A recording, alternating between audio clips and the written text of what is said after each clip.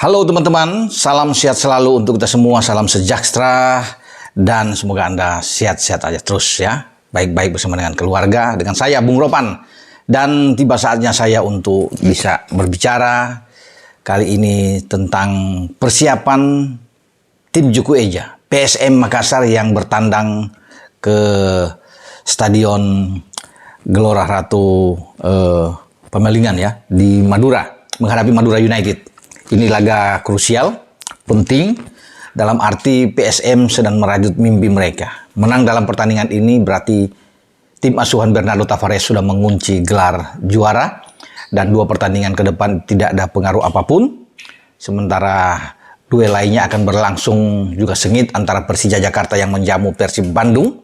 Dan ada 1 pertandingan lagi, ya akan ada 3 semua pertandingan pada saat ini. Persikabo lawan Barito kalau nggak salah, 1 lagi, dan yang fokus utama adalah bagaimana kita menantikan PSM ini, apakah mereka akan memenangkan pertandingan dan berpesta di sini, atau Madura United lagi-lagi yang menunda pesta dari pasukan Ramang ini untuk menjadi juara di Liga 1 Indonesia.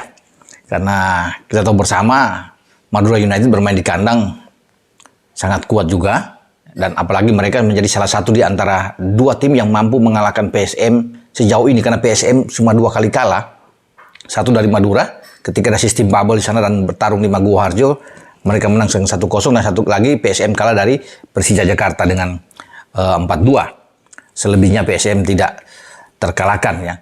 Dan kalau bisa melihat dengan sepak terjang PSM ini luar biasa, 10 laga terakhir mereka tidak terkalahkan dalam 9 pertandingan dan hanya 1 kali imbang. Satu-satunya imbang itu melawan Persita Tangerang dengan 0-0. Jadi ini suatu hal yang sangat positif bagi PSM. Karena sebenarnya begini, katakan mereka PSM tidak menang dalam pertandingan ini, imbang lah. Saya pikir udah cukup. Terlepas dari Persib Bandung itu menang melawan Persija. Ya, berarti kesempatan untuk Persib Bandung untuk bisa terus mengajar masih terbuka. Tapi dengan draw di sini kan, bagi PSM mereka cuma butuh 1 poin lagi.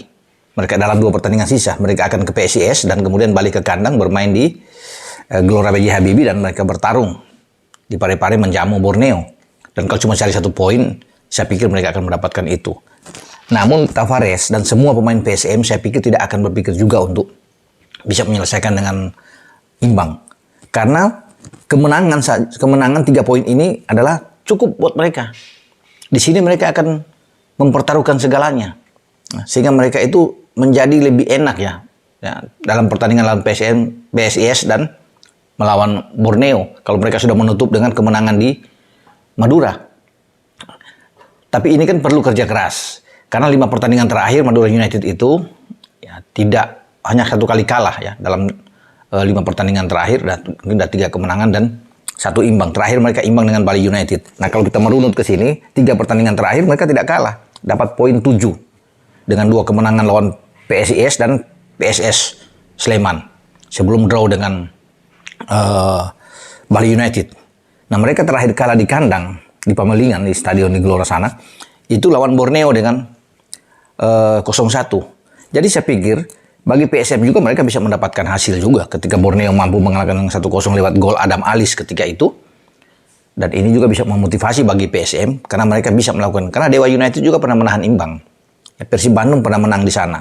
Persis Solo pernah menang ketika mereka tanah. Jadi stadion di Pemelingan ini bukan suatu stadion yang angker buat tim manapun untuk datang ke sana kemudian kalah. Karena saya sudah bilang tadi kan, beberapa tim itu pernah menghasilkan kemenangan ketika datang ke sana, dan terakhir tuh Borneo sebelum ada 3 pertandingan terakhir ini Madura United tidak terkalahkan. Ya, tim asuhan Fabio Lefundes ini pun sedang sekarang ingin mengejar masuk ke 4 besar ya. Untuk masuk ke sana mereka harus bisa melintasi mungkin ada Borneo dan Bali United sehingga mereka ada di sana. Tapi ini kan perlu perjuangan. Makanya mereka juga ingin memenangkan laga ini. Untuk peluang jadi juara kan sudah tertutup. Selisih poin aja dengan PSM itu 20. Ya, PSM dengan 69 poin, sementara mereka 49 poin. Tapi yang diincar oleh Alberto Concalves dan kawan-kawan adalah bisa menerobos paling tidak masuk ke 4 besar. Nah, bagaimana peluang bagi PSM. Saya kira kalau bicara peluang bagi PSM, mereka sangat terbuka. Ya, sangat terbuka untuk bisa menghasilkan kemenangan dalam pertandingan ini. Walaupun saya bilang tadi kan di awal, imbang aja sebenarnya udah cukup. Yang penting mereka tidak boleh sampai kalah dalam pertandingan ini. Ya. Kalau kalah pun nggak menjadi masalah sebenarnya juga. Ya. Karena kan mereka masih aman, 10 poin di atas Persib Bandung. Kalau kalah, kalau katakan Persib menang melawan Persija kan hanya ada 7 poin ke sininya. Tapi mereka masih berharap untuk bisa menang melawan PSIS. Ya.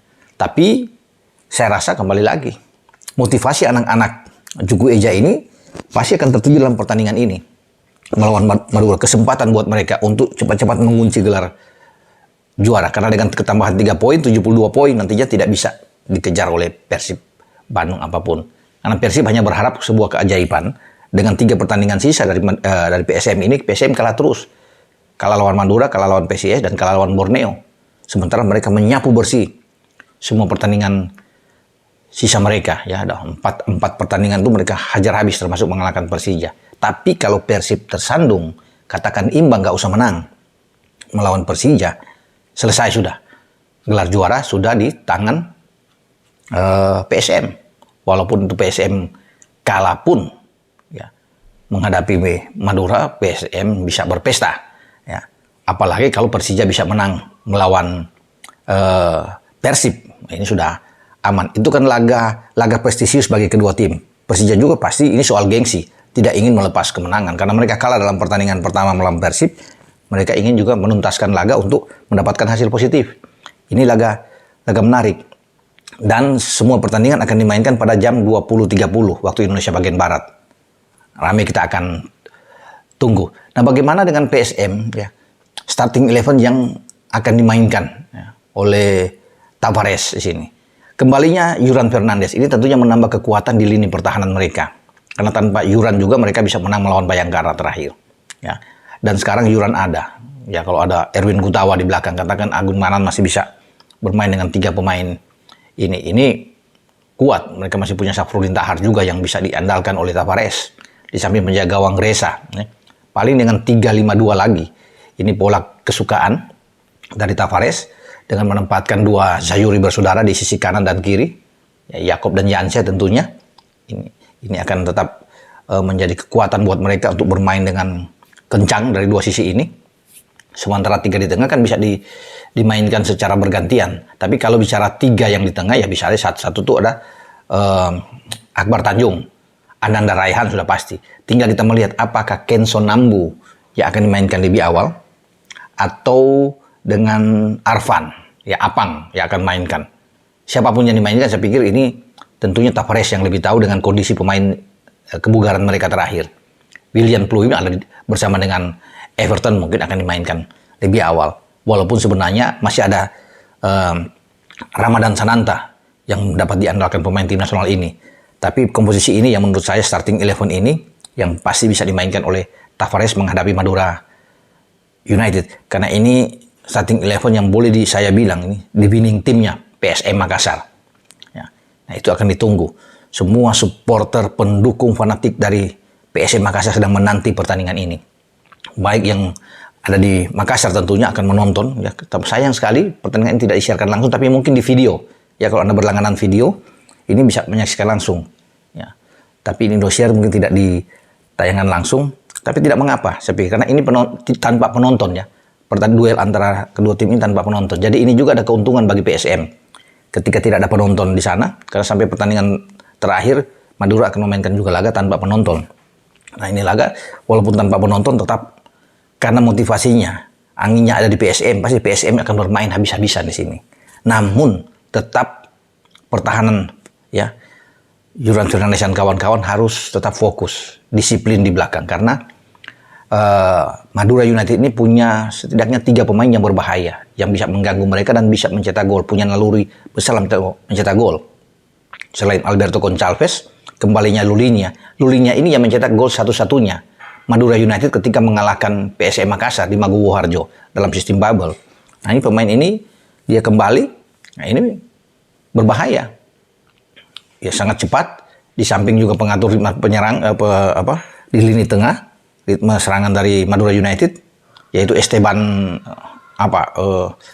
Vizcara ya, Esteban Vizcara ini bahaya. Ini akan bertarung dengan lini-lini tengah Akbar Tanjung dan kawan-kawan. Kalau dia dilepas terus ya, memberikan ruang, umpan-umpan Esteban sangat bagus. Dia juga bisa muncul dari second line dengan sangat cepat. Tapi yang harus diingat adalah dua pemain Madura memang, Lulinya dan Alberto Conchalves. Ini yang akan dimainkan oleh Fabio Lefundes, pelatih dari Madura. Dan pertarungan akan menjadi menarik. Demikian juga dengan pertahanan Madura United. Mereka harus akan mengatasi Everton, Pluim juga yang sangat baik.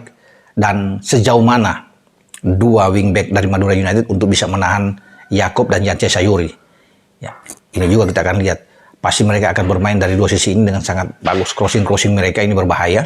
Kecepatan saya sudah bilang bagus. Naluri mencetak gol sangat baik. Ketika ditekan, dua pemain ini kuat juga dalam bertahan. Jadi masa transisi permainan dari menyerang ke bertahan sangat baik.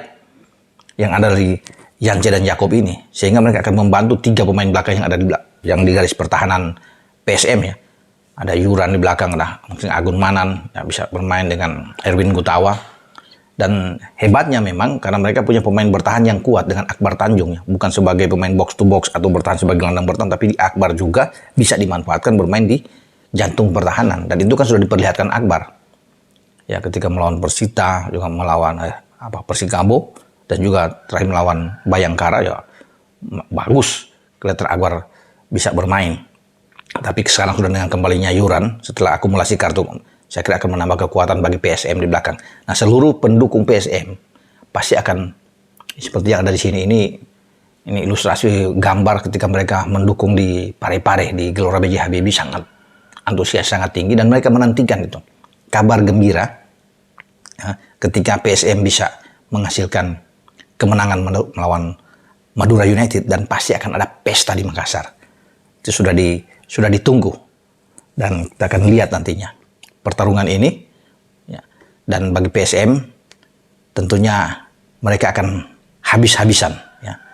Itu sekali lagi karena inilah sekali kesempatan buat mereka untuk mengunci gelar, walaupun mereka tahu ya, tidak akan mudah, tidak akan gampang untuk bisa mengalahkan Madura United di kandang mereka.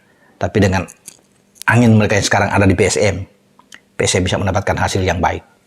Nah, kita nantikan bersama duel antara Madura United versus PSM, yang juga pertandingan ini akan ditentukan dengan pertandingan yang lain ketika Persija menjamu Persib.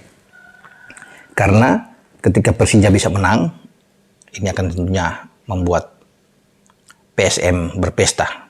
Ya, saya sudah bilang, jangankan menang, draw aja sudah aman bagi PSM.